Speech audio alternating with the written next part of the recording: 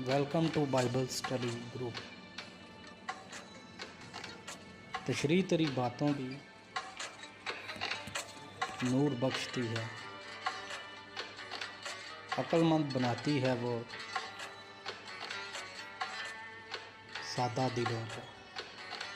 खुदावंद यसु मसीह के अज़ीम व जलील नाम में आप सबकी सलामती हो।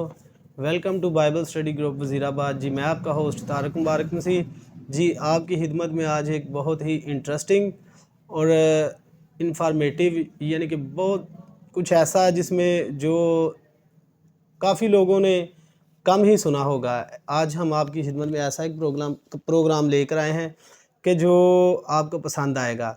और ये देखें कि कुछ बातें ऐसी हैं जो बाइबल में नहीं लिखी हुई, जिन्हें अगर हम मसीही फॉलोअर हैं और बाइबल पर हमारा यकीन है तो हमने पढ़ा भी है कि खुदावंद यीशु मसीह के शागिर्द जो थे यूहन्ना रसूल, उन्होंने अपनी इंजील में वाज़ह कर दिया है। अगर आप यूहन्ना की इंजील उसका आखिरी बाब पढ़ेंगे तो उसने वहाँ पे वाज़ह किया है कि बहुत सारी ऐसी बातें हैं जो अगर जुदा जुदा लिखी जाती तो दुनिया में जितनी भी किताबें थी कम पड़ जानी थी। तो बहुत से सवालात, बहुत सी बातें ऐसी हैं कि जिन्हें हल करने के लिए हमें जो है वो रेफरेंस बुक्स का जो है ना वो सहारा लेना पड़ता है, उसकी रहनुमाई लेनी पड़ती है। तो आज हमारे सवाल कुछ ऐसे ही हैं कि जो बाइबल से हट कर हैं और जिनके टच हमें बाइबल में से भी मिलेंगे। तो उसके लिए हमें जो है ना वो रवायाती बातें और रवायात की बुक्स को स्टडी करना पड़ता है। जैसे कि यहूदियों की काफ़ी मुनसनद बुक्स हैं जिनका ज़िक्र आपने सुना होगा। तो अगर किसी के ज़हन में कोई सवाल आए या किसी को कोई सवाल का किसी का मसला हो तो वो नीचे डिस्क्रिप्शन में हमारा वो ईमेल आईडी लिंक लिखा होगा, उस पर आप क्लिक करें और हमारे साथ जो है वो पर्सनल रब्ता कर सकते हैं। जी बहुत शुक्रिया। हम अपने प्रोग्राम का आगाज़ करते हैं। आज हमारे ग्रुप के सीनियर मेंबर परवेज़ साहब और अदनान भाई हमारे साथ मौजूद हैं। हम इनसे कुछ जो है वो इन्फॉर्मेशन सीखेंगे, कुछ ऐसे सवाल जो हमने पहली दफ़ा ही सुने होंगे शायद।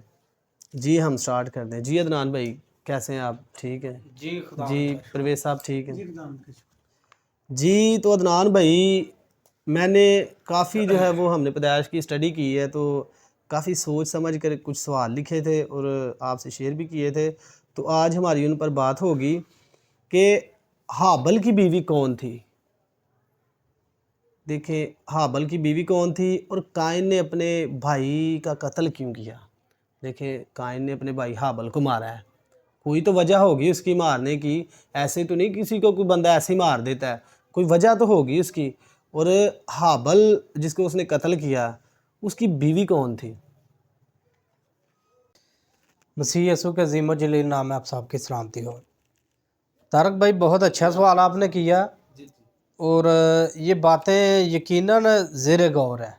ठीक है, हमें इन पर गौर करने की ज़रूरत है। तो जैसा आपने बयान कर दिया कि ये एक कुछ हमें बातें समझने के लिए कुछ रवायती रेफरेंस बुकों का इस्तेमाल करना पड़ता है। तो ये एक यहूदियों की रवायात की बुक है, इससे मैंने स्टडी की है। ठीक है, तो कोई भी देखें, कई लोग ये हमें कमेंट्स करते हैं कि आप बाइबल मुक़द्दस का कोई रेफरेंस बताएं जो आप बात बयान कर रहे हैं। ठीक है, तो मैं आपसे ये छोटी सी बस एक बात कहूँगा कि देखें तकरीबन 90% ऐसी रस्म व रवाज ऐसे हैं मजहबी तौर पर जिनको हम करते हैं, लेकिन उनका रेफरेंस नहीं है बाइबल मुक़द्दस में। ठीक है, तो जैसा देखें हम निकाह कराते हैं, आज जो हमारे मज़हब में निकाह की रस्म होती है, ठीक है, तो जिस तरह रस्मात अदा की जाती हैं बाइबल में कहाँ लिखा है कि ऐसे आपने निकाह की रस्म करनी है। जनाजा जब होता है तो बाइबल में कहाँ लिखा है कि आपने इस तरह जो भी हम दौरान जनाजा रस्मात अदा करते हैं या जिस जिस तरीके से करते हैं। ठीक है, हमारे चर्च बने हैं, चर्च पर हमारी सलीब का निशान लगा है। बाइबल में कहाँ लिखा है कि आपने चर्च के ऊपर सलीब लगानी है। लेकिन सलीब क्योंकि ये हमारे ईमान की नजात का निशान है, हम इसलिए लगाते हैं। देखिए कोई भी बात है ना, اس کو سمجھنے کے لیے ہمیں کوئی نہ کوئی ریفرنس لینا پڑتا ہے، ٹھیک ہے. تو یہ آپ نے بہت اچھا سوال کیا. پیچھے ہمیں کچھ نہ کچھ وہ شاید ملتا ہے اگر ہم کوشش کریں تو. جی جی دیکھیں ہمیشہ ایسے ہی انگلی کرے تو پھر تو نہیں نا وہ. طارق بھائی جو بندہ محنت کرتا ہے نا جی جی وہ کسی بھی بات کے نتیجے پر ضرور پہنچتا ہے. جی بالکل. ٹھیک ہے. میں آپ کو ایک چھوٹی سی کہانی سناتا ہوں.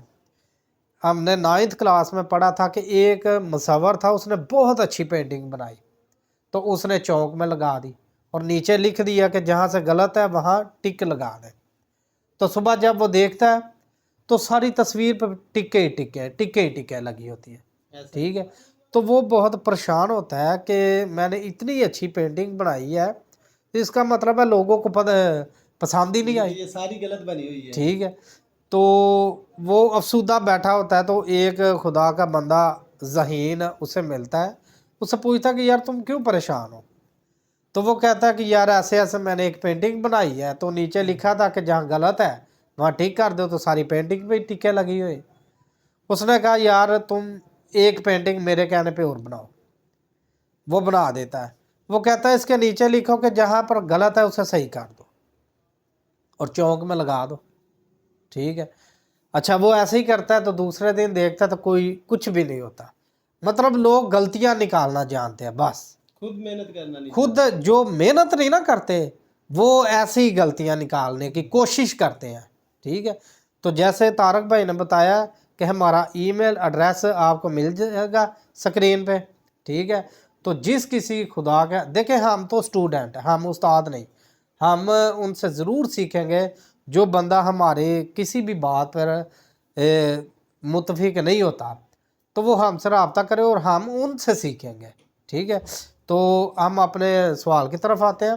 دیکھیں روایت بتاتی ہے کہ حضرت آدم اور ماں حوا ان کے ایک وقت میں 2 بچے ہوتے تھے، ایک لڑکی اور ایک لڑکا.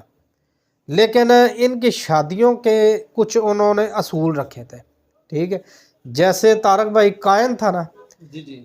قائن کے ساتھ جو لڑکی پیدا ہوئی تھی اس کا نام تھا اقلیمہ. ٹھیک ہے. تو جو لڑکی حابل کے ساتھ پیدا ہوئی، یعنی ایک جوڑا وہ ہو گیا، پھر حابل کے ساتھ جی اقلیمہ، اور حابل اور اس کے ساتھ جو عورت پیدا ہوئی اس کا نام تھا ایوان یا ایمن. ٹھیک ہے. ایمن بھی کہتے ہیں، ایوان بھی کہتے ہیں. اور اسی طرح جوڑے پیدا ہوتے تھے.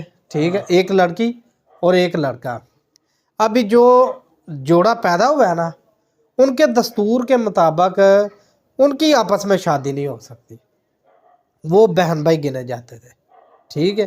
جو جوڑا دوسرا پیدا ہوا ہے نا، ان کی اور پہلے جوڑے کی آپس میں شادیاں ہوتی تھی. ٹھیک ہے. یعنی کہ جو نا حابل کے ساتھ جو عورت پیدا ہوئی ہے ایمن، ٹھیک ہے، قائن کی شادی ہونی تھی اس کے ساتھ، ایون کے ساتھ.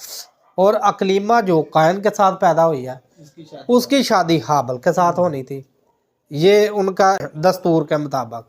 ٹھیک ہے. ابھی جو ہے قائن وہ اقلیمہ کو پسند کرنے لگ گیا. ٹھیک ہے. ادھر پہ آ کے ان کا مسئلہ بن گیا، یعنی کہ ادھر پہ گڑبڑیشن ادھر گڑبڑیشن ہو گئی.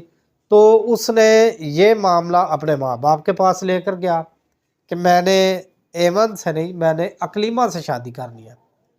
لیکن انہوں نے کہا کہ بیٹا دیکھو ایسے نہیں ہو سکتا، یہ ہمارے دستور کے خلاف ہے. آج دیکھیں، آج جیسے ہم نے چاچے کی بیٹی سے، ٹھیک ہے، تائے کی بیٹی سے شادی نہیں کرتے. ٹھیک ہے. تو اگر ہم کریں گے تو یہ درست نہیں گنا جائے گا. ٹھیک ہے. تو ان کا بھی ایسے ہی تھا. اب جب بات حد سے بڑھ گئی تو ماں حوا اور حضرت آدم انہوں نے ایک فیصلہ کیا کہ یہ فیصلہ ہم خدا پہ چھوڑتے ہیں کہ خدا اس کے بارے میں کیا فیصلہ کرتا ہے.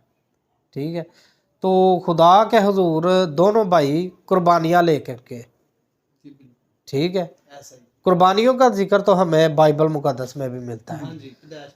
تو انہوں نے کہا کہ جس کی قربانی قبول کی جائے گی نا اس کی شادی اقلیمہ سے کی جائے گی، ٹھیک ہے۔ تو حابل کی قربانی قبول ہوئی اور قائن کی قربانی نامنظور کی گئی، ٹھیک ہے۔ تو جس سے قائن کو یہ بات ناگوار گزری اور اس نے اپنے بھائی کو قتل کر دیا، ٹھیک ہے۔ جب اس نے اپنے بھائی کو قتل کیا تو وہ خدا کی طرف سے سزاوار ٹھہرا اور اسے لعنت ملی، ٹھیک ہے۔ تو ایک بھائی ہے جو اپنے بھائی کو قتل کر رہا ہے، ٹھیک ہے۔ تو اگر ہم نئے عہد نامے میں پڑھتے ہیں، ٹھیک ہے، خداوند یسوع مسیح نے کہا کہ تم سب میرے بہن بھائی ہو، ٹھیک ہے۔ ہم اپنے خداوند یسوع مسیح کو اپنا بھائی کہہ سکتے ہیں، اپنا استاد کہہ سکتے ہیں، اپنا باپ کہہ سکتے ہیں، ٹھیک ہے۔ تو ایک بھائی اپنے بھائی کو قتل کرتا ہے اور دوسرا بھائی اپنے بھائیوں کے لیے جان دیتا ہے، قربان ہوتا ہے، ٹھیک ہے۔ تو یہ ایک روایت تھی، ٹھیک ہے، کہ حابل کا قتل قائن نے کیوں کیا،